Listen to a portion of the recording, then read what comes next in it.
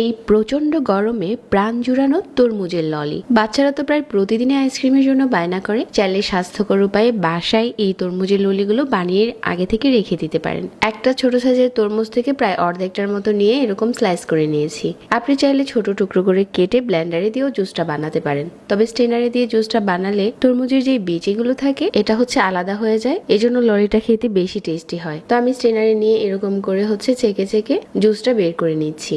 আমার এখানে ফ্রেশ একটা তরমুজের জুস হয়ে গেছে। এখন এই জুসটা আমি একটা প্যানে নিয়ে নিচ্ছি আর কাপ দিয়ে মেপে নিচ্ছি। 2 কাপের মতো হয়েছে। এখন সাথে কিছুটা মিষ্টি করার জন্য 1/4 কাপ চিনি দিয়ে দিচ্ছি। চিনি কিন্তু যার যার টেস্ট অনুযায়ী। 1 টেবিল চামচ কর্নফ্লাওয়ার দিলাম। সবকিছু একসাথে করে মিশিয়ে নিচ্ছি।